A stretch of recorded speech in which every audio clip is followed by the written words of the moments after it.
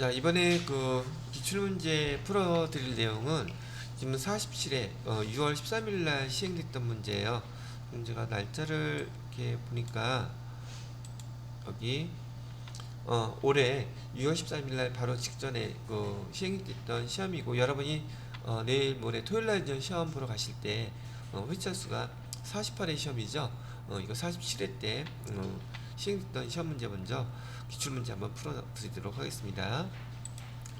자, 내용들 요건 다 읽어보셨을 거라고 생각이 들고요. 1호 문제, 재무회계 TAT 2급에서 재무회계 문제는 총 8문제가 출제가 됩니다. 근데 지금 이제 1번부터 8번까지 재무회계 문제를 풀어보면서 어떤 내용이 TAT 2급에서 출제가 되는지 그 내용들 하고 문제 내용들 한번 비교를 해보시면 된다는 얘기죠. 자, 그러면 1번 문제부터 볼게요. 항공은 기말 결산 시 다음과 같은 회계 오류를 발견했대요. 회계연도 말 비유동자산과 자본을 모두 과대 계상하게 되는 오류는 무엇입니까? 라고 물어봤는데 1번 문제부터 이제는 그 TAT 2급에서는 재무제표에 미치는 영향을 물어보고 있어요. 근데 이런 문제가 나오게 되면 우리한테는 되게 띵호하고 쉬운 문제라고 생각을 하게 된단 말이죠. 이유는 왜 그러냐면 우리 지난번에 상품 계정에서 매출원가와 기말재고 관계를 갖다가 설명해 드렸던 거 기억나시죠? 그래서 거기 매출원가는 원가는 제가 비용이라고 제가 얘기해 드렸었고요. 그 다음에 여기 상대적인 계정인 재고 자산은 자산 계정입니다 라고 얘기를 했었죠. 자산 계정이라고 얘기해 드렸었고, 여기 기말 재고자산하고 매출원가는 반비례 관계라고 또 말씀해 드렸었죠. 근데 여기서 예를부터 보면은 여기 문제에서 비유동자산이라고 했잖아요. 이 비유동자산, 여기 이제 유형자산이 될 텐데, 이유가 어떻게 됐든 간에 여기 자산이 지금 과대계상이라는 얘기를 하고 있죠. 얘가 과대계상이 된다면 비용은 어떻게 된다 그랬죠? 과소계상이 된다 그랬었죠. 기억나시죠? 지금 얘가 이 내용을 활용한 문제예요. 그래서 자산과 같이 움직이는 계정들은 우선 우리 자본 계정도 같이 움직이고 또 이익 계정도 같이 움직이고, 그다음에 비유동 자산이래네. 법인세 비용 계정도 같은 방향으로 움직입니다 라고 해드렸던 거예요. 근데 일단 여기 자산, 여기서 보여지는 자본 자산이 여기 자산이 있고요. 자본도 같이 움직일 수밖에 없는 거죠. 그죠? 여기 해당되는 게 이제 어떤 건가 봐요. 1번 보기를 보니까 건물에 대한 감가상각비를 과소계상하게 되면 감가상각비는 과소계상되는 거죠. 여기에 해당되는 거죠. 그죠? 그러면 나머지 얘네들은 다 과대계상이 된다는 뜻이죠.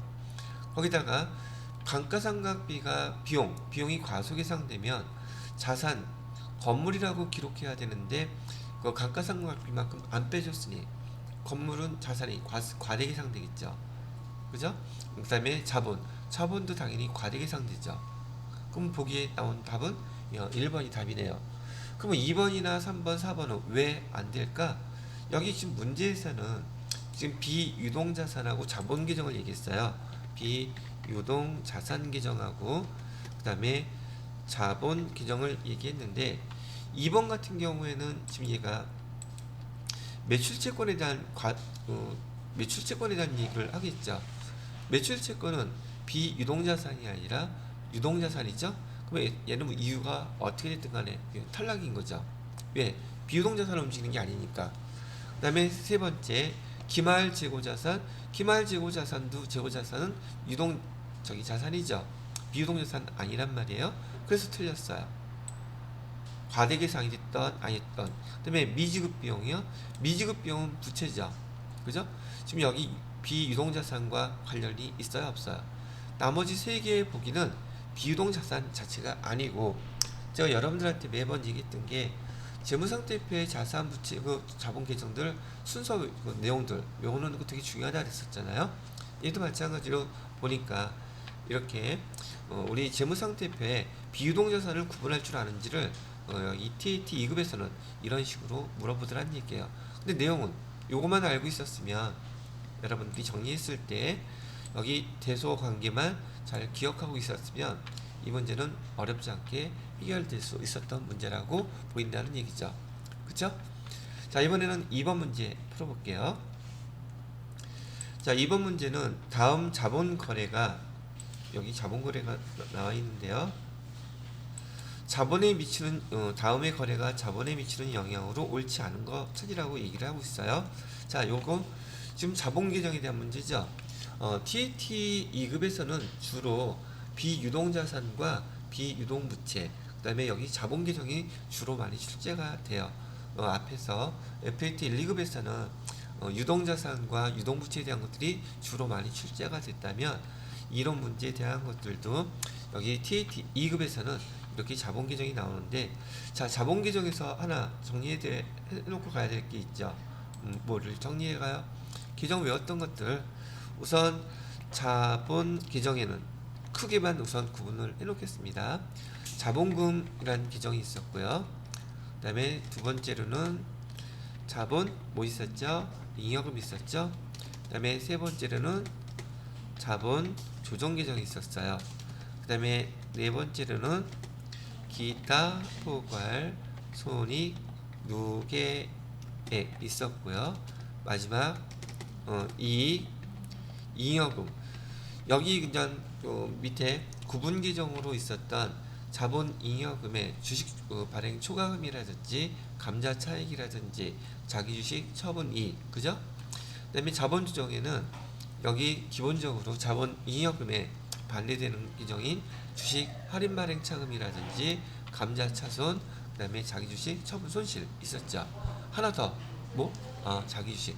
여봐, 잘 외우고 있잖아. 그 다음에 기타 포괄 손익 누계액엔 세 가지가 있다 그랬어요. 자산 재평가 잉여금, 그 다음에 매도 가능 증권 평가 손익, 그 다음에 해외 자산 환산 손익, 마지막 이익 잉여금에서는 정기 2월 미처분 이익 잉여금과 대표적으로 당기 수익 두 개만 기억하세요. 그랬었죠. 그 다음에 세무 2급에서는요, 그 이익 잉여금에 대한 문제가 그 중에서도 많이 출제가 된다는 얘기예요. 자, 이렇게 한번 기본적인 거 써놓고 여기 한번 보도록 하겠습니다. 주어진 자료를 보니까 750만원의 주식 배당을 했대요. 그럼 여러분들이 지난번에 제가 설명해 드렸던 주식 배당, 이걸 잘 기억하셔야 돼요. 결과를 갖다 제가 뭐라고 말씀해 드렸었냐면, 주식 배당을 하게 되면 이익 잉여금은 줄어들죠. 근데 자본금이 늘어나죠. 왜? 주식을 발행해서 줘야 되니까.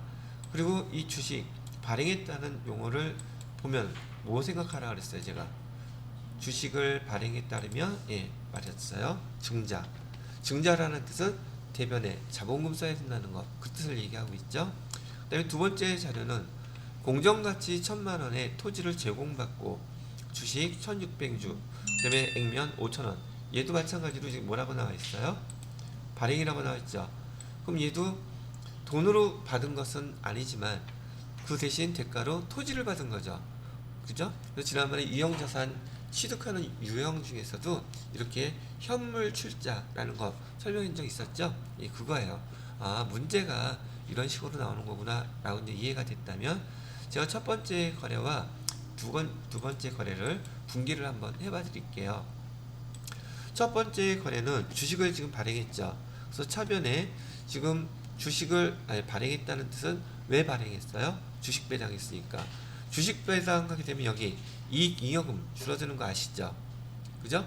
미처분 이익 잉여금 중에서 우리가 주식을 배당 처분할 수 있잖아요.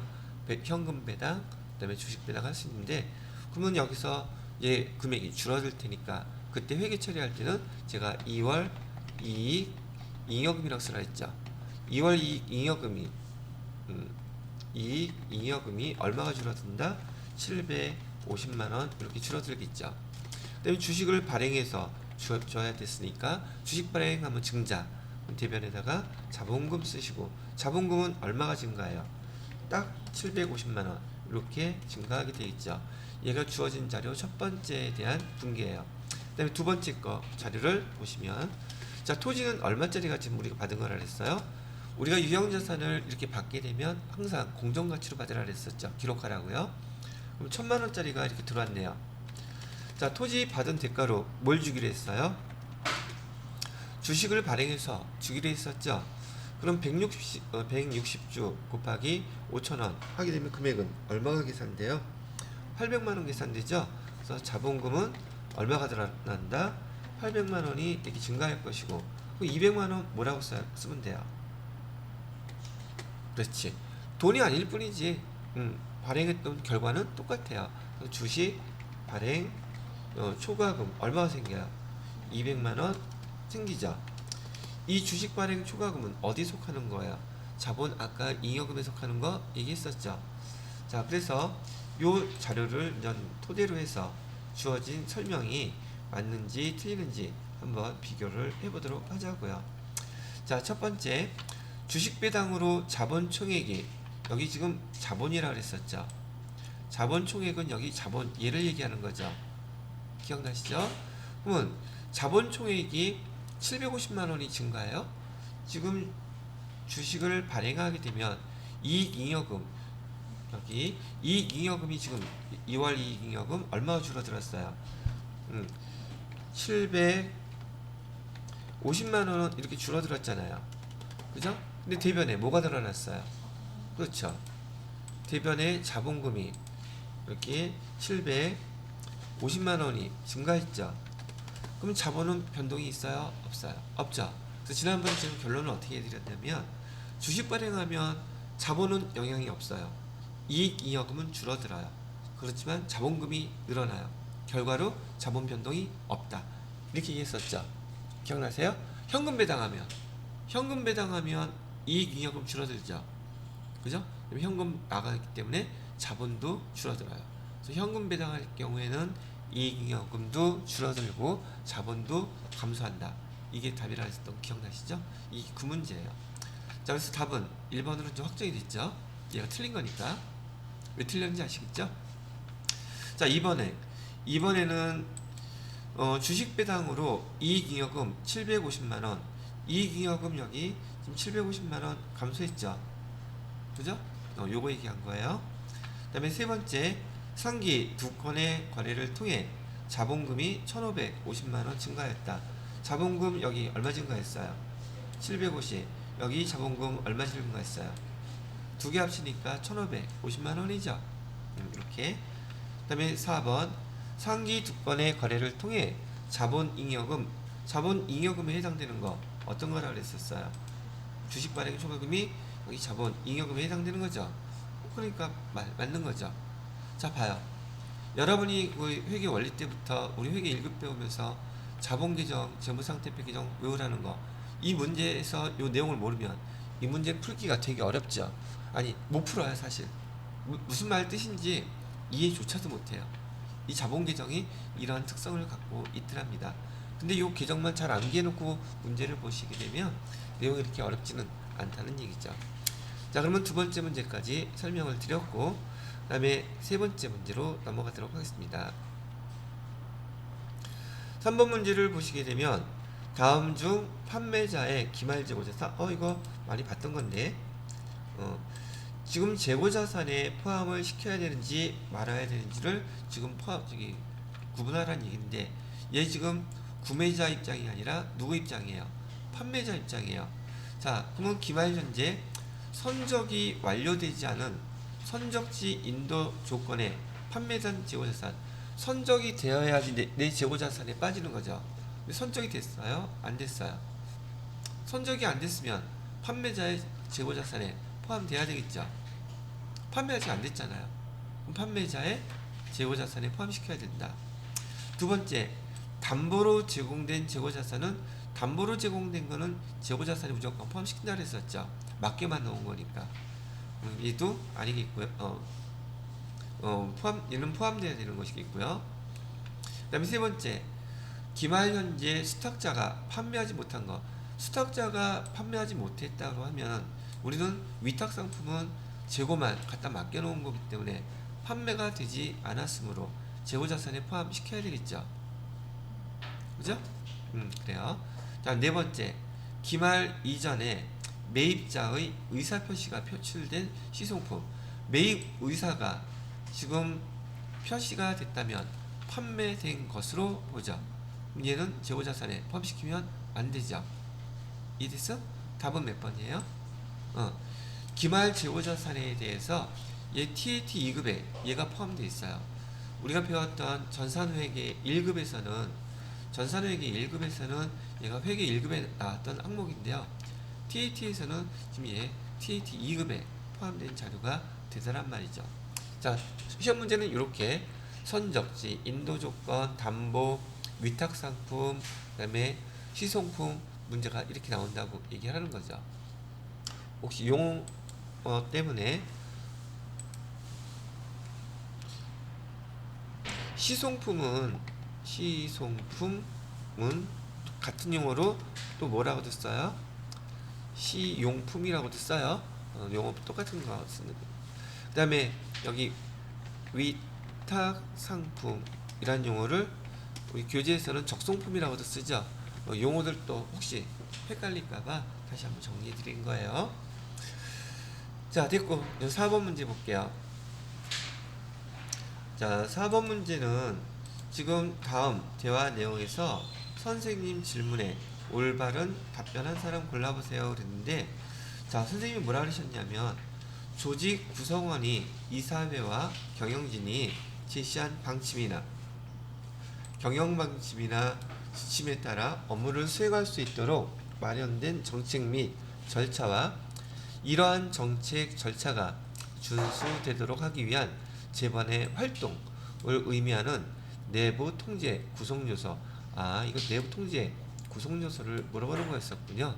자, 그러면 이것도 한번 정리를 하고 넘어갑시다. 우선 내부 통제 제도라는 것은 목적이 세 가지가 있다 그랬었어요. 회사에서는 어떤 목적으로? 회사에서는 그 자원 사용의 효율성 또는 효과성을 높일 수 있다. 그 다음에 재무제표 차원에서는 신뢰성을 높일 수 있다. 내부 통제 제도를 시행하게 되면요, 목적을 얘기하는 거예요. 세 번째로는 우선 어떤 정부 방침이라든지 정책, 그 다음에 이걸 뭐라고 해야 되지? 정책, 법규 차원에서는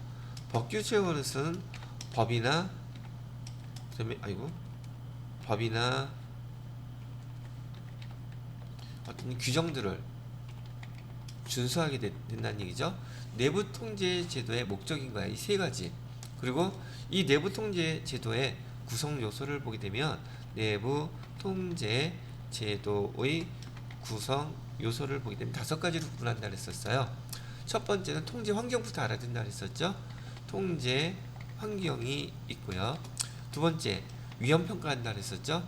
위험 평가. 어디가 지금 제일 취약한지. 그 다음에 세 번째로는 이제 평가가 됐으면 통제 활동을 시작한다 그랬었죠. 통제 활동을 하고, 그 다음에 정보와 그 다음에 의사소통을 이루어나게 될 거고요. 마지막으로는 여기 모니터링 한다 그랬었죠. 모니터링.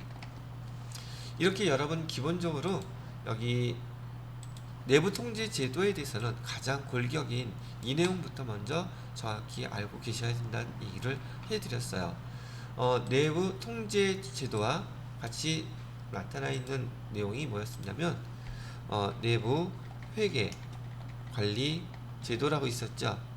내부 회계 관리 제도는 전사적으로 시행되는 내부 통제 중에서 일부에 해당된다 그랬었고, 주로 그 자산의 관리를 얘기한다 그랬었죠. 자산 관리에 대한 문제가 바로 내부 회계 관리 제도에서 시행되는 건데, 이 중에서 지금 회계 1급이나 FAT 1급 수준에서는 여기 내부 통제 제도의 목적이라든지 내부 통제 제도의 구성 요소에 대해서 질문을 하는 반면에, 지금 여기서처럼 TAT 2급에서는 이 항목들에 대한 내용을 제가 이렇게 설명해 놓고 어떤 거에 해당되는 겁니까? 물어본다고 제가 얘기했었죠. 시험 문제가 똑같은 내용인데 내는 방식만 달라지면 급수가 달라지는 거예요. 그래서 얘는 재반 활동이라고 했으니까 여기 활동에 대한 건 통지 활동밖에 없네요. 그래서 제가 이 파트는 여기 공인회계사회 시험 문제에서 주로 출제되는 것이기 때문에 내용들 옆에 잘 읽어보셔야 됩니다 라고 지난번에 교재 나갈 때 여러분들도 읽어보라고 얘기해 드렸었잖아요. 한 번 정도 잘 읽어보면 이 문제는 거의 틀리지 않고 여기 맞추실 수 있을 거예요. 그러면 여기서 통제 환경, 위험 평가, 통제 활동, 주현이가 정답을 얘기했네요. 그죠? 옳게 얘기한 사람은 주현이. 이 통제 활동에 대한 거야, 이런 내용이. 자, 그래서 4번 문제에 대한 것도 한번 전반적으로 정리를 해 보셨네요. 자, 그 다음에 5번 문제를 보도록 하겠습니다. 자, 5번 문제를 보면 항공의 2021년 12월 31일 현재 보유 중인 상품에 대한 자료래요. 손익계산서에서 인식할 재고자산, 평가, 손실을 물어보고 있죠.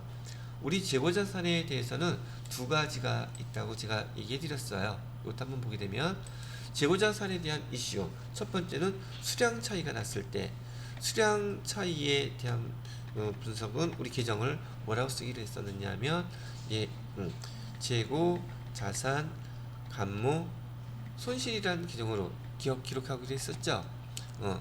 예를 들어서 재고 수량이 지금 100개 왔는데 단가는요? 단가도 뭐 100원이라고 합시다. 그럼 재고 자산은 얼마 같아요? 1000원이 만원이 되겠죠? 만원인데 지금 실제로 봤더니 수량이 지금 90개밖에 없어요. 물론 단가는 100원짜리고요. 그럼 얘는 금액이 9,000원 이렇게 나오겠죠. 그러면 얘는 장부 금액을 쓰면 돼요? 안 돼요? 실제 있는 금액을 써야 되죠. 그럼 우리는 장부 금액이 아니라 실제 있는 금액 9,000원을 써야 되는데 지금 재고에 수량이 지금 차이가 났잖아요. 그죠? 여기 재고 수량 차이가 100개, 90개 수량 차이가 났을 때 우리 그 차이 나는 금액 계정 쓸 때 뭐라고 쓴다? 재고자산, 감모손실이라고 씁니다 라고 해드렸었어요. 그래서 얘를 쓸 때는 분계 어떻게 해주면 돼요? 여기 차변에다가 재고, 자산, 감모, 손실 이렇게 하면 복습도 되죠? 얼마? 1,000원 이렇게 써주시고요. 대변에 뭐라고 써주라 그랬어요? 얘 상품이라고 가정을 할게요. 상품이 수량이 부족한 거죠. 상품 써주고 1,000원 이렇게 썼죠. 근데 여기서 잊어버리지 말아야 될 거, 뭐 잊어버리지 말라 그랬어요? 재고자산이 지금 판매된 게 아니라 지금 얘가 다른 계정으로 바뀐 거죠. 그래서 적요란에 8번에 뭐 써줘라? 그렇죠. 타계정 아이고 왜 이래 타계정 대체 요거 반드시 써주셔야 됩니다 라고 했던 거 기억나시죠? 근데 지금 문제에서는 재고자산에 대한 수량 차이가 아니에요. 무슨 차이가 나 있어요? 여기서는 여기는 지금 단가가 차이 나 있죠. 단가 차이 나면 계정 뭐라고 쓰기로 해줬어요? 재고 자산 평가 쓰기로 했었죠. 평가 손실. 그래서 얘 내용은 재고 자산에 대한 수량 2,000개는 지금 변동사항이 없었어요. 단가는 얼마래요? 만원 이렇게 돼 있어서 금액은 얼마가 돼 있어요? 지금 2천만원 되는 거죠? 여기서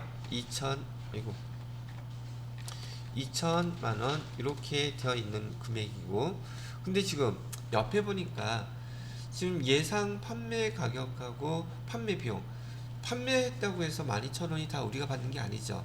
그 중에서 3,000원은 줘야 되죠. 그럼 실제로 우리가 이걸 갖다가 뭐라고 지난번에 설명해 드렸었냐면 순실현 가치라 그랬죠. 순실현 가치는 얼마인 거예요? 만원짜리 우리 집 팔게 되면 9,000원밖에 안 들어오잖아요. 그죠? 그럼 이렇게 시장 가격이 우리가 더 떨어져 있다면 가격이 떨어진 만큼의 차익을 우리가 계산해서 기록해내야 되는데, 그러면 여기 재고 수량 2,000개를 팔게 된다면 단가 얼마에 팔아야 된다는 얘기, 결국은 만원이 아니라 9,000원에 팔아야 된다는 얘기가 되겠죠. 그러면 금액은 얼마가 됩니까? 1,800만원 이렇게 나오겠죠. 차이가 얼마 나요? 200만원 나죠. 이 200만원 우리가 지금 기록하라고 얘기하는 거잖아요. 그러면 서변에다가 뭐라고 써요? 재고, 자산, 평가, 손실 얼마? 200만원 써주시고 대변에다가 뭐라고 써야 돼요? 재고, 자산, 평가, 충당금 쓰기로 했었죠? 충당금 200만원 이렇게 쓰고 여기 재고자산의 단가 차이로 인해서 기록되는 이 방법을 우리는 여기서 특히 뭐라고 불렀었냐면 얘를 저가법 적용한다 그랬었죠. 그래서 저가법이라는 용어까지 그죠? 이 영어로 쓰게 되면 보통 영어에서는 LCM이라고 불러요. LCM은 뭐의 약자? 로우와 더 돈 금액이 더 작은 거 쓰라는 얘기예요. 로우와 of C는 코스트 원가라는 뜻이고요. 장부가액 말하는 거고요. 또 오와 또는 마켓 시장가 시가 요 두 개를 비교해서 더 작으면 적용하라 이런 뜻으로 저가법이란 용어까지 설명을 해드렸어요. 그럼 여기서 아까 얘기해드렸던 용어 하나 예상 판매 가격에서 예상 판매 비용을 뺀 금액의 차이 얘를 뭐라고 부른다? 순 실현 가치라고 이렇게 부른다는 이 용어까지 정리를 해두시면 여기 해당되는 거 다 마무리가 되겠죠. 되셨나요? 자 그러면 여기까지만 정리해 놓고요. 여기 지금 녹화된 게 26분이거든요. 근데 이거 긴 게 나요. 쭉 이어서 1호를 다 끝내는 파일 하나로 만드는 게 낫겠어요? 쪼개는 게 낫겠어요? 네, 여러분의 원대로.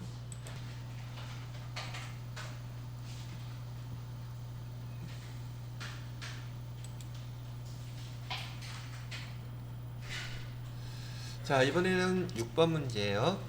6번 문제는 제가 여러분들한테 처음 회계 원리 배울 때 총계정원장에 대한 문제는 수시로 나온다고 제가 얘기해 드렸었죠. 얘도 여러분이 정리할 때 총계정원장으로 정리해서 표를 이해를 하시게 되면 이 문제가 이해하기가 좀 쉬워질 거란 얘기죠. 자, 어떤 식이냐면 이런 문제는 이런 식으로 해결을 해보세요.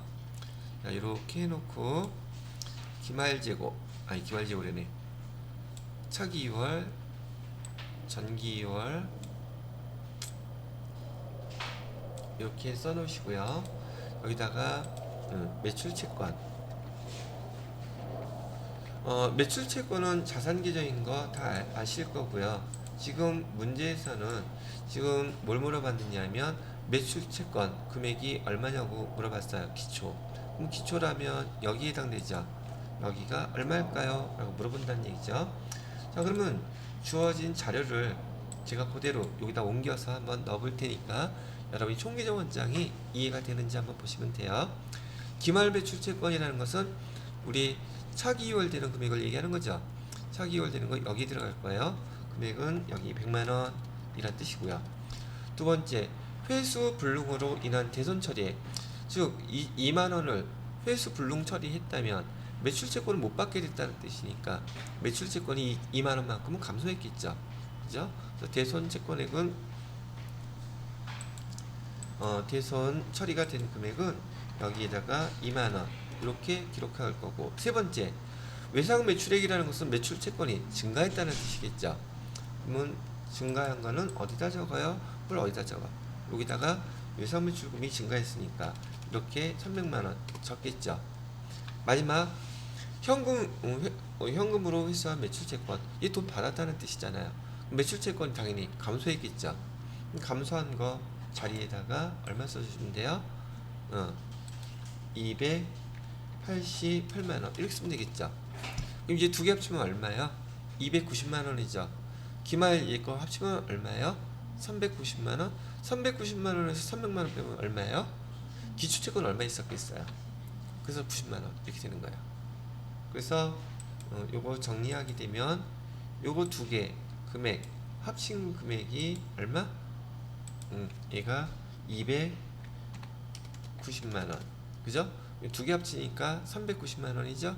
그래서 여기 매출채권 300만원 빼주게 되면 기초채권은 얼마가 있었겠다?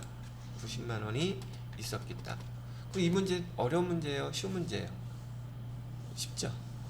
근데 이렇게 문제 푸는 거를 갖다가 FAT 1급 수준에서 푸는 거하고 TET 2급 수준에서 푸는 문제들이 방법들이 어떻게 풀면 되겠구나.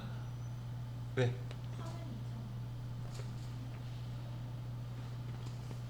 보이죠? 봐요. 자, 이렇게 됐다는 얘기. 근데 여기는 화면은 안 이상해. 자, 이렇게 설명을 해드렸고요. 자, 그 다음에 7번 문제 볼게요. 7번 문제는 다음 중 무형자산으로 회계 처리해야 이건 무형자산의 내용만 알고 있으면 답 쉽게 맞출 수 있었던 거죠. 연구 초기 단계, 연구 단계에 있는 거는 다 뭐를 처리하기로 했어요? 연구비라고 하는 비용 계정으로 처리하기로 했었죠. 정확히 얘기하면 판관비, 영업팀 직원에게 회계 교육, 이거는 교육 훈련비잖아요. 강사료, 그죠? 예, 비용이고요. 조직 개편으로 인한 부서별 명패, 뭐 명패를 갖다가 교체를 했다고 한다면 뭐 다른 비용 처리했겠죠. 그다음에 4번에 합병하면서 영업권, 이건 무형자산의 계정 과목만 알면 문제 쉽게 풀 수 있었던 문제라서 4번이 답이 되는 거예요. 이게 되게 간단한 문제죠, 이런 것들은. 자, 그 다음에 8번 문제 보겠습니다. 8번 문제는 다음 자료에 의해서 2021년 1월 1일부터 지금 처분 시점까지 인식할 감가상각비 얼마인가요? 비용 물어보고 있잖아요. 자, 그러면 문제 보기 한번 볼게요. 항공이 보유하고 있는 본사 건물의 2020년도 말 장부금액은, 건물의 장부금액이 지금 2020년도 말에 얼마라고 알려주고 있어요? 300만. 장부금액이라고 한다면 건물의 취득가액에서 감가상각 누계 다 뺀 거죠. 그게 장부금액인데 이가 어떻게 됐든 간에 2020년도에 12월 31일 날 여기 건물의 장부가액은 지금 여기 300만 원이에요. 이렇게 가르쳐 주고 있고요. 이 300만 원짜리 건물을 지금 처분하는 거잖아요. 그죠? 근데 지금 2021년 8월 1일 날 처분했다고 하니까 2021년 7월 31일까지 감가상각비가 발생했었겠죠. 그죠? 근데 여기 다 반영이 된 거니까, 그러면 우리는 이를 갖다가 2021년 8월 1일 시점에서 어떻게 정리를 해야 되겠느냐는 거죠. 8월 1일 시점에서, 자, 건물의 장부가액은 300만 원이라고 알려줬었는데 여기 지금 감가상각비가 얼마인지는 지금 물어보는 거잖아요. 감가상각비가 얼마였겠어요? 라고 이렇게 물어보는 거예요. 그래서 얘가 정리된 금액이 얼마라고 나올 것이고요. 그죠?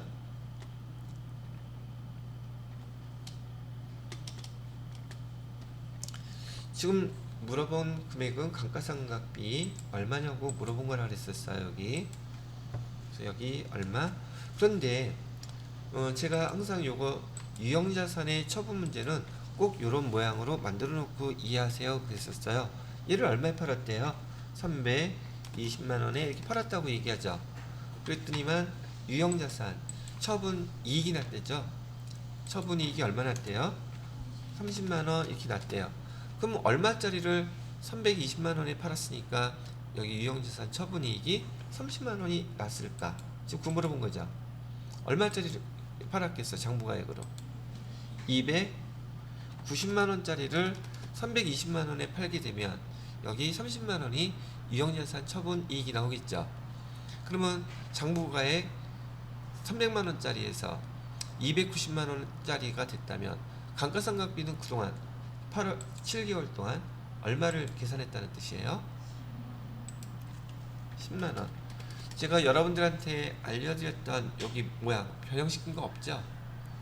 이 모양으로 이렇게 만들어 놓으니까 이해하기 쉽죠? 이런 식으로 이 유형자산 처분 문제는 반드시 풀도록 하시면 되겠습니다. 자, 여기까지가 여러분들이 TAT 2급에서 재무회계 문제가 이런 형태로 나온다고 보시면 된다는 얘기죠. 자, 됐어요? 그러면 9번 문제부터는 부가가치세 문제랍니다. 9번 문제부터는 부가가치세. 부가가치세 문제는 세 문제가 나와요. 보편적으로 A형 문제로 봤을 평가 문제지로 봤을 때 9번에서 12번까지가 9, 10, 11, 11번까지가 부가가치세 세 문제예요. 한번 보도록 할게요. 다음 간이과세자. 간이과세자에 대한 내용은 지금 여러분 TET 2급에 부가가치세 추가로 저기 들어가 있는 항목이랍니다. 자, 그러면 이것도 간단히 먼저 정리를 해보게 되면 작년도까지는 간이과세자 그러면 간이과세자의 그 전 직전 연도 매출액이 공급 대가라는 거 먼저 기억하셔야 돼요. 공급 대가로 얼마까지? 4,800만원 미만이면 우리가 여기 간이과세자라고 불렀었단 말이에요. 근데 얘가 이번에 법이 개정이 됐어요. 개정이 돼서 얼마까지로 바뀌었느냐 하면 8천만원까지로 바뀌었습니다. 얼마까지? 근데 그 8천만원이 공급가액이 아니라 뭐라고요? 공급대가. 공급대가는 무슨 어떤 용어였었어요? 공급대가라는 것은 공급가액하고 세액이 합쳐진 금액이죠. 그래서 여기 공급가액 더하기 부가세액을 갖다가 합치는 거죠.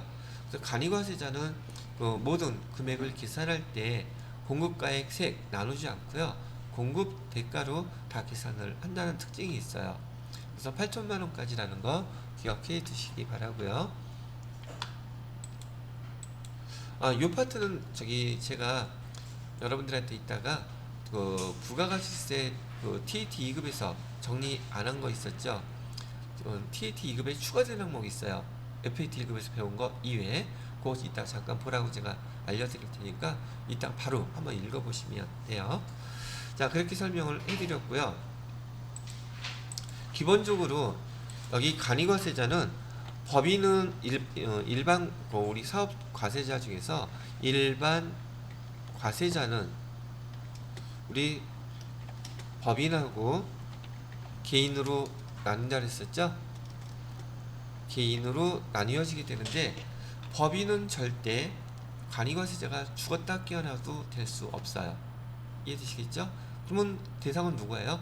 간이과세자의 대상은 개인이에요.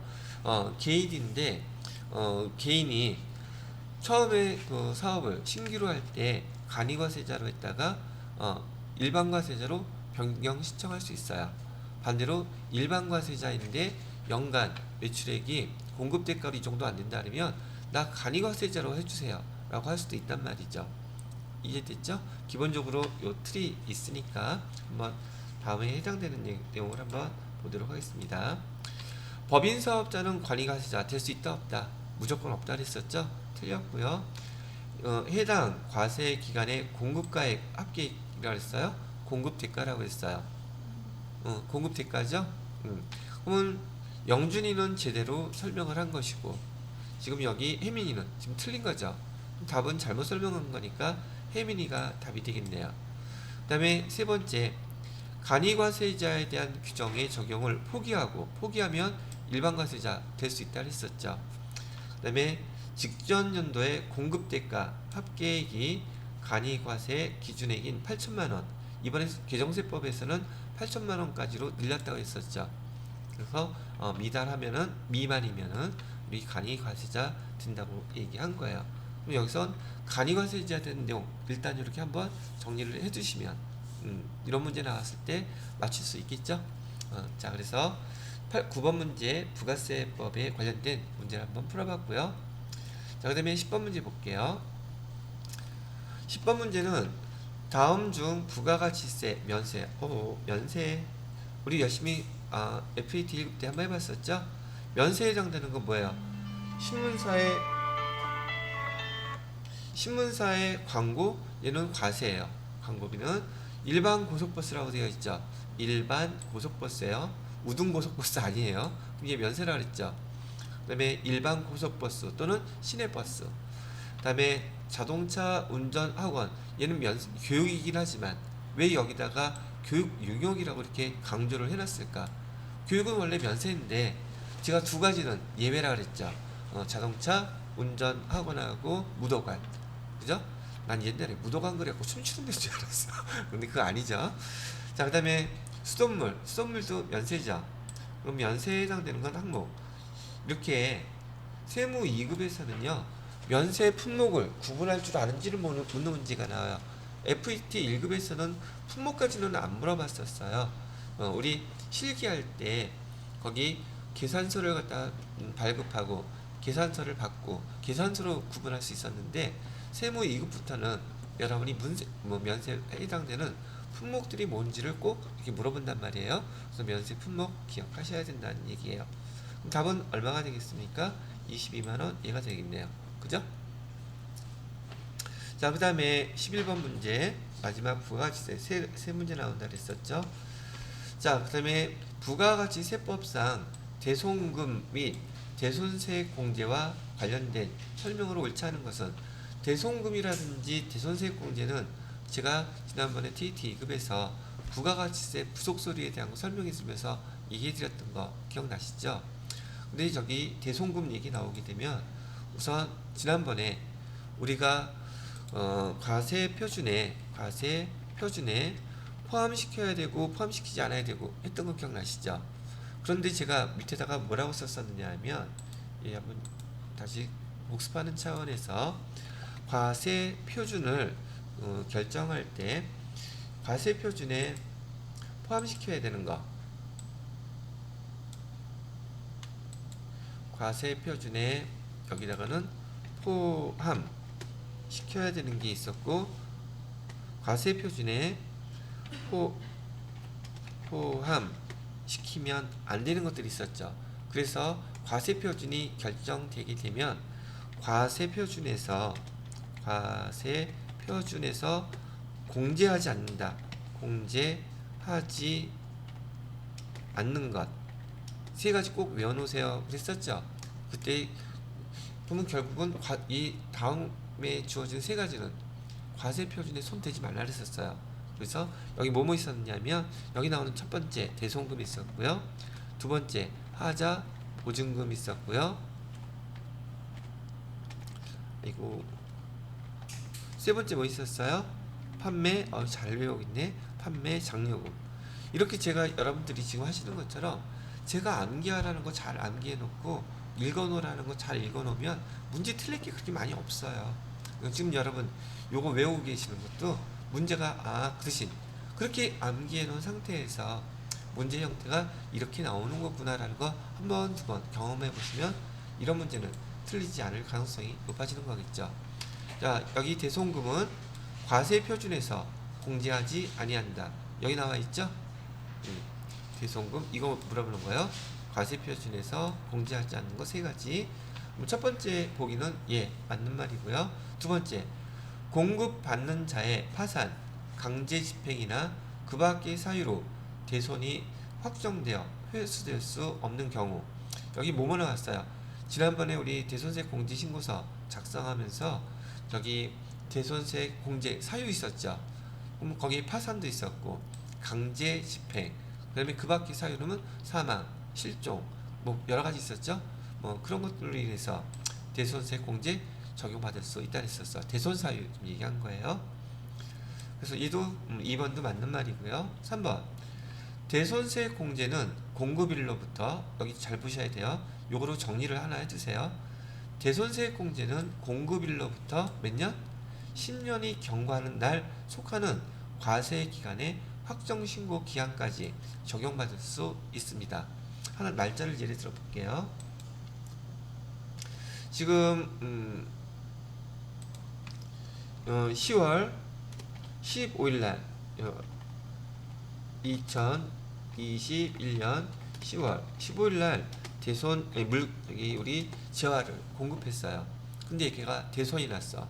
그럼 얘는 언제까지, 여기 말에 따르면 언제까지 대손세 공제를 신청할 수 있습니까? 라고 날짜를 따진다면 10년이면 2031년이라고 가정을 해볼게요.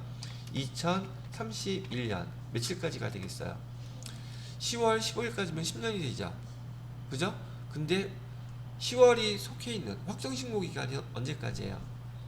12월 31일까지죠. 여기서 날짜가 12월 31일까지인 거예요. 어떻게 구분하는지 이해가 되세요? 날짜로 해보니까 이해가 좀 쉽죠? 이렇게 기억하시는 거예요. 자, 여기 3번 보기도 맞는 설명이고요. 자, 대손세 공제신고 우리 지난번에 부속소리 할 때 제가 언제만 한다 그랬어요? 확정신고만 한다 그랬었죠. 그럼 이 문제도 요거만 알았으면 글자 딱 한 글자 밖에 있죠. 그러나 예정신고와 확정신고는 엄연히 다른 용어예요. 그러면 얘가 다른 건 잘 헷갈렸어도 4번 보고서 대손세 공제신고는 확정신고 기간만 하는 건데 라고 해서 어렵지 않게 맞출 수 있었던 문제가 아니겠는지요. 됐어요? 오케이. 부가세 문제는 TET 2급에서 이런 식으로 나오는 거구나 라고 이해하시면 되겠습니다. 자, 이번에는 12번 문제 보도록 할게요. 12번 문제는 다음 소득세법 12번 문제부터 15번 문제까지는 소득세법에 나오는 문제들이에요. 여기 4문제가 나오고요. 소득세법에 대한 설명 옳은 거 찾으래요. 자, 비거주자는 국내 원천 소득에 대해 소득세 납부할 의무가 있다 없다? 요거 따라 정리하게 되면 이렇게 정리해 드릴게요. 우리 소득세법은 어저께 배우긴 했지만 제가 전체적인 거 물어보는 문제 나온다 그랬었죠. 우리는 소득세법에서 소득세는요 우선 우리 납세 의무자를 어떻게 구분한다 그랬었냐면 거주자와 비거주자로 구분한다 그랬었죠. 거주자는 국내외 소득에 대해서 무한 납세 의무 있다 그랬었고요. 그 다음에 비거주자는요. 비거주자는 뭐에 대해서만 국내 소득에 대해서만 저기 납세 의무가 있다 그랬어요. 거주자는 어떤 사람이 거주자라 그랬어요? 주소지가 있거나 거소지가 있는 사람. 거소지는 무슨 뜻이에요? 1년 중에서 183일 이상 거주하는 곳이 있는 곳. 그죠? 그래서 여기는 주소지를 갖고 있거나 거소지가 있는 사람. 거소지는 183일 1년에 1 이상 머무는 장소를 얘기해요.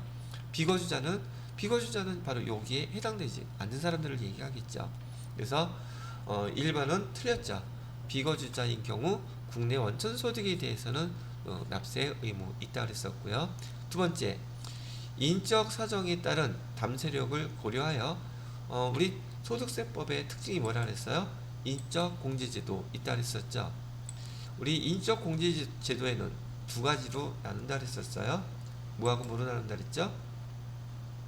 인적 공제제도는 사람에 대한 공제로서 기본 공제가 있고요. 기본 공제는 세 가지. 족보관계, 나이관계, 소득관계가 통과하면 기본공제 150만원씩 해주기로 했었죠. 그래서 이 항목이 하나가 해당되고요. 인당. 그 다음에 두 번째로는 추가공제 있었죠. 추가공제도 인적공제에 해당되는 항목이라고 했었고, 여기에는 경로 5대 공제. 경로 5대 공제는 얼마? 100만원. 그 다음에 두 번째, 그렇지, 장애인 공제. 장애인은 얼마까지? 인당 200만원. 그 다음에 또 뭐 있어요? 부녀자 공제. 얘는 얼마? 50만원. 그 다음에 마지막 한부모 공제. 얘는 얼마? 100만원. 부녀자 공제와 한부모 공제가 동시에 공제받을 수 있어요? 없어요? 없다 그랬죠? 둘 중에 하나. 그럼 대부분 두 개가 다 해당이 된다면 한부모 공제를 선택하겠죠. 자, 그래서 두 번 문제 옳게 설명한 것은 2번이네요. 그럼 3번은 어디가 틀렸나 한번 볼게요. 사업소득은 순자산을 증가시키는, 여기 지금 뭐라 그랬냐면 사업소득이라 그랬어요. 순자산을 증가시키는 모든 소득에 대해서 과세하는 포괄주의 과세 방식을 채택하고 있다 그랬어요. 그죠? 이 포괄주의는 봤던 거 기억나시죠? 그럼 얘도 한번 정리를 해볼게요. 어저께 배웠던 거지만 우리 소득세는요, 소득세 그 이론적 근거는 소득 원천설이라고 그랬었죠. 소득 원천설에 해당되는 소득은 5가지가 있었어요. 기본적으로 뭐뭐 아니 5가지가 아니라 네 가지가 있었죠. 사업소득, 그다음에 근로소득, 그다음에 또 뭐 있었어요? 뭐죠? 연금소득, 그다음에 기타소득.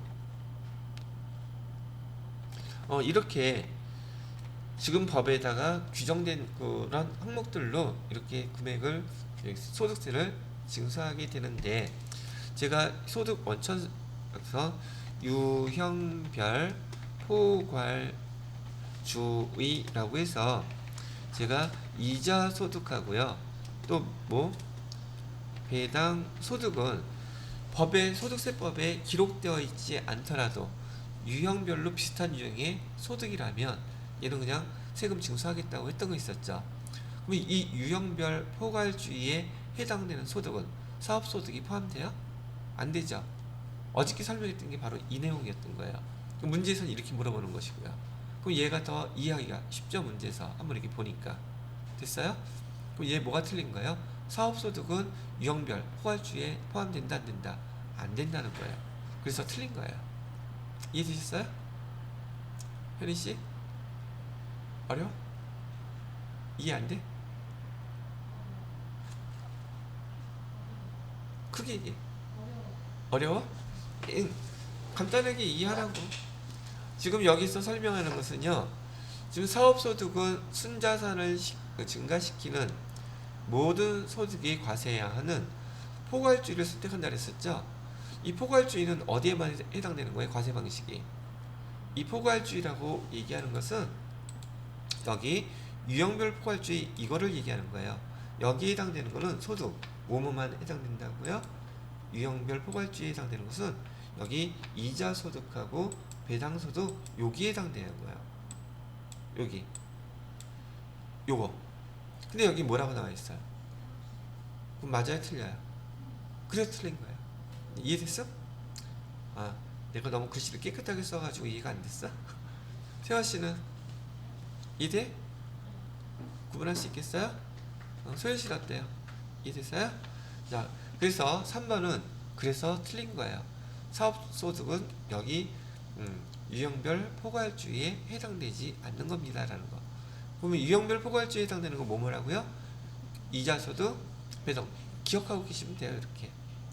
자, 그 다음에 네 번째는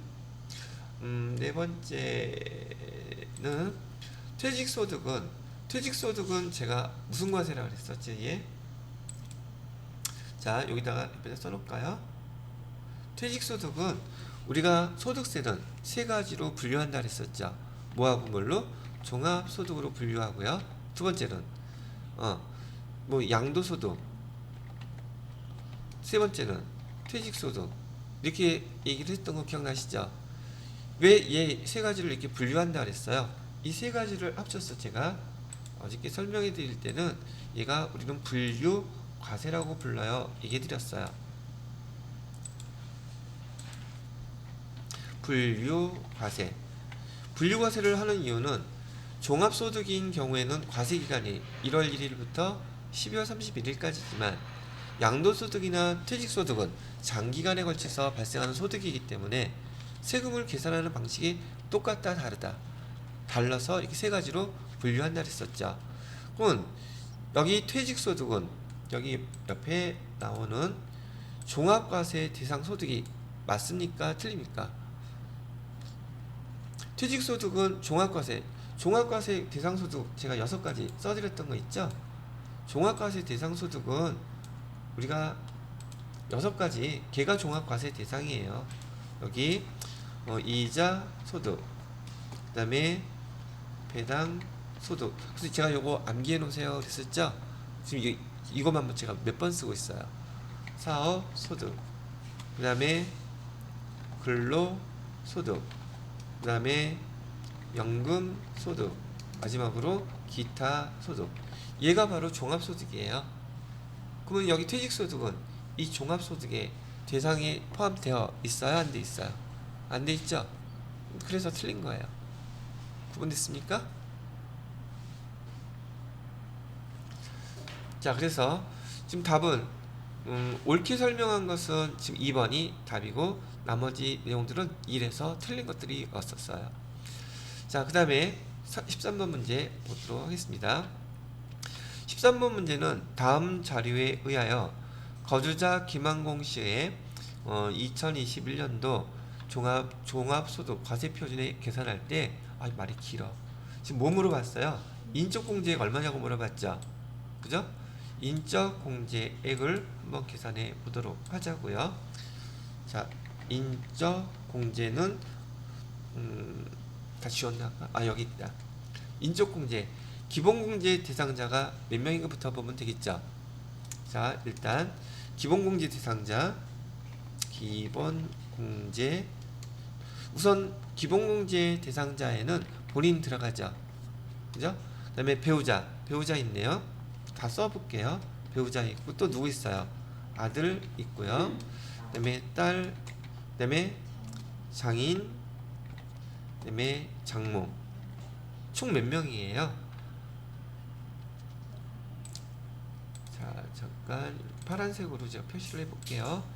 기본공제 대상자는 지금 총 써놓은 거는 일단 6명인데 요 밑에 자료를 주고 있죠. 자, 배우자는 사업소득은 제가 얼마 넘어가면 안 된다 그랬어요. 100만원 넘어가면 안 된다 그랬었죠. 사업소득 금액이 700만원이 돼요. 근데 비용이 얼마래요? 650이면 50만원이니까 100만원 안 넘어가죠. 그럼 사업소득이 있어도 이 사람은 소득에서 기본공제 대상자가 될 수 있다는 뜻이죠. 두 번째, 딸 기타 소득이 얼마 있대요? 근데 얘 지금 얼마 넘어가고 있어요? 300만원 넘어가고 있죠. 그러면 이 사람은 딸은 기본공제 대상자 될 수 있다 없다? 없는 거죠. 그 딸은 여기서 제외. 그 다음에 다른 소득 없다 그러죠. 그럼 봐요. 본인, 배우자, 아들, 장인, 장모. 다른 조건 아무것도 없죠. 그럼 기본공제 대상자는 몇 명이에요? 5명? 5명. 됐죠? 그 다음에 옆에다가 일단 5명 곱하기 얼마 해주면 돼요? 150만원 하면 되겠죠? 750만원 나오겠네요. 자, 우선 이렇게 써놓고 옆에다가는 이번엔 뭐가 있어요? 추가 공제가 있죠? 추가 공제에 해당되는 거 뭐가 있어요? 우선 아들 장애인 있죠? 그죠? 장애인 공제 하나 있고 그 다음에 또 뭐도 있어요? 경로대 공제 해당되는 분 누구예요? 장인 한 분이죠. 그래서 장인 그러면 장인은 100만원 추가 공제가 될 것이고 장애인 아들인 200만원 300만원이죠. 그 다음에 기본공제 대상자 5명에 곱하기 150만원 이렇게 하게 되면 750만원이죠. 750만원하고 여기 300만원 더하면 인적공제는 총 얼마가 되겠습니까? 라고 물어봤죠. 얼마가 된다? 1050만원 이렇게 된다. 얘가 답이 되겠네요. 그죠? 여기 750만원하고 여기 300만원 두 개 더하게 되면 그 금액은 합쳐서 1050만원 얘가 답이 되겠네요. 자, 그럼 이렇게 하면 인적공제도 구분하는 방법 연습 한번 해보니까 어렵지 않죠? 여러분들 요거 소득세에서는 보편적으로 거의 안 틀려요. 왜? 몰라. 관심들이 많은가 봐. 자, 그렇게 해서 됐고 14번 문제도 한번 풀어보도록 하겠습니다. 14번 문제에서는 다음 중 소득세법상 특별세액공제에 대한 거 물어보고 있는데 특별세액공제는 지금 왼쪽 편에 우리 신고서에서 왼쪽 편에는 소득공제 오른쪽 편에는 세액공제 있었죠. 여기 세액공제의 대표적인 것들은 뭐가 있었습니까? 특별세액공제라고 부르는 거는요 우리 보험료, 두 번째 의료비, 세 번째 교육비, 네 번째 기부금 이런 것들을 우리 특별세액공제라고 그 신고서에 보면 특별세액공제 항목이 나타나 있는 거 보이시죠? 그거 얘기하는 거예요. 자, 보기 1번 같은 경우 옳은 설명을 물어보고 있어요. 옳은 것은 하고 있는데 근로소득이 있는 거주자가 여기 항목별로 요거 잘 받으셔야 돼요. 여긴 시험 문제 이걸로 정리 이렇게 딱 해놓으시면 돼요. 항목별로 특별세액공제, 항목별로 특별소득공제. 특별소득공제는 어떤 거에 해당되냐면 우리 주택에 관련된 것들이 있었죠. 거기에 해당되는 것들. 또 마지막 세 번째 월세 세액공제. 얘를 신청하지 않는 경우 그냥 이거 신청하지 않고요. 표준세액공제 13만원 그냥 한 번에 신청해도 상관없다 그랬어요.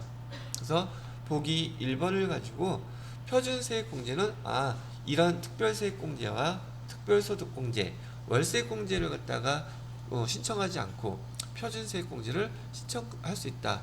금액은 얼마로? 13만원이다. 이렇게 기억을 해 두세요. 되셨죠? 그 다음에 두 번째, 예, 맞는 말이에요. 그래서 1번이 정답이에요. 그 다음에 2번은 뭐가 틀렸나 볼게요. 근로소득이 없는 거주자는, 자, 근로소득은 없지만 기부금세액공제 받을 수 없다? 기부금세액공제 받을 수 있어요. 오케이? 근로소득이 없다 할지라도. 자, 그 다음에 세 번째, 대학원생인 자녀 소득 없대요. 대학원 교육비는 누구만 공제받을 수 있다? 본인만 받을 수 있죠. 그러니까 공제받을 수 있다가 아니라 없다로 해야 되겠죠. 그 다음에 4번, 공제 대상 의료비를 신용카드로 지출한 경우 신용카드 등 사용금액 소득공제와 의료비 세액공제 중복해서 받을 수 있다 없다? 있다고 그랬었죠. 의료비도 공제받고 신용카드 사용한 것도 공제받는다 그랬죠. 하나 더 있었어요. 교육비도 공제받고 신용카드 사용도 공제받을 수 있는 거, 미취학 아동일 경우 두 가지가 신용카드 중복공제 이렇게 가능하다는 얘기예요. 중복공제라는 뜻은 교육비도 공제받고 신용카드 사용한 것도 공제받고. 여기다 하나 써놓을까요? 자, 신용카드 사용 중복 공제 허용되는 거 두 가지 있다 그랬었죠. 첫 번째는 의료비는 의료비로도 공제받고 신용카드 사용액으로도 공제받을 수 있고. 오케이? 자, 그 다음에 또 하나, 교육비 중에서 누구에 대한 거야? 미취학 아동에 대해서 그 학원비 사용한 거 있죠? 그런 거 교육비로도 공제받고 또 신용카드 사용액으로도 공제받을 수 있다고. 이 두 가지가 두 가지밖에 없어요. 그래서 요거를 기억해 주세요 라고 얘기해 드린 거라는 얘기죠. 중복공제 허용되는 거 요 두 가지 항목. 자, 그 다음에 15번 문제, 마지막 문제네요. 다음 자료는 거주자 김한공 씨의 2021년 소득 내역이래요. 김한공 씨의 종합과세, 기타 소득금을 물어보고 있어요. 기타 소득금에 실제 소요된 필요경비는 확인되지 않는 것으로 가정한다고 얘기했다면, 우리 어저께 배웠던 기타 소득에서요, 필요경비로 여기다가 기타 소득에서 필요경비로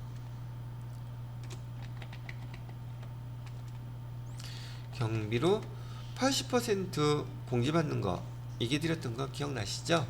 그 다음에 또 필요 경비로 얼마? 60% 공제받는 거 있고요. 그 다음에 세 가지로 구분한다 그랬었어요. 필요 경비 공제를 받는데, 필요 경비를 공제받는데 실제로 발생한 그 비용만 필요 경비로 공제받는 거.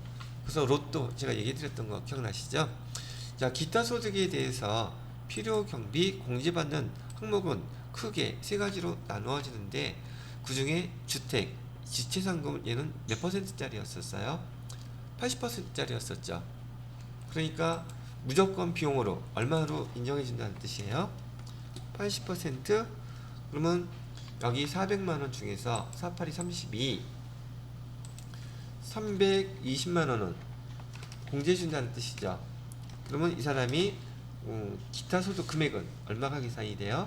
80만원. 예, 요거에 대해서 세금 몇 % 계산하라고 했었죠? 기타 소득 세율 20%죠. 그럼 여기 16만원 되겠네요. 일단 세금은 그렇단 치고 지금 여기 물어본 거는 기타 소득 금액을 물어봤어요. 세율까지 물어본 거 아니고. 자, 두 번째 상훈법에 따라서 지금 포상을 받은 거예요. 뭐 잘했다고 그 국가로부터 이렇게 포상받은 거는 비과세예요. 세금 전혀 한 푼도 떼지 않고 그냥 다 가져가는 거예요. 세금 계산할 거 있다 없다? 없어요. 그 다음에 여기 골동품을 갖다가요 이렇게 국가기관인 박물관에 여기 양도하고 받는 것들 있죠. 얘도 그 받은 금액 보상의 대가로 받은 것은 여기 상훈 여기서 포상금 받는 거하고 똑같은 개념이에요. 뭐다? 비과세예요. 그래서 얘도 세금 계산하지 않습니다. 그 다음에 여기 고용관계 없이 어저께 얘기했던 강연료 나왔네요. 강연료 같은 경우는 우리 면세 대상 인적 용역에 대해서는 이렇게 몇 퍼센트를 필요 경비로 공제해 주기로 했어요. 60%예요. 682 48 얼마를 빼주면 되겠습니까? 여기서 480만 원. 이거는 빼면 되겠죠. 그러면 세금 내야 될 금액 계산 기타 소득 금액은 얼마로 계산이 돼요? 320만 원이겠네요. 320만 원. 그래서 문제에서 지금 요구하는 필요 경비를 제외하고 지금 우리 세금을 계산해야 되는 기타 소득 금액. 그래서 여기 기타 소득 금액은 얼마입니까? 라고 물어봤는데 여기 나와 있는 두 개 금액 합치면 얼마가 돼요? 400만 원.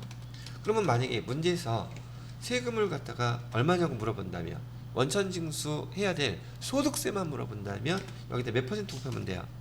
20%. 기타 소득의 소득세율은 20%라고 했었죠? 그래서 20% 하게 되면 소득세는 얼마가 되겠습니까? 80만 원 되겠죠? 근데 만약에 지방소득세까지 포함하게 되면 88만 원 되겠죠? 이렇게까지. 이해되셨어요?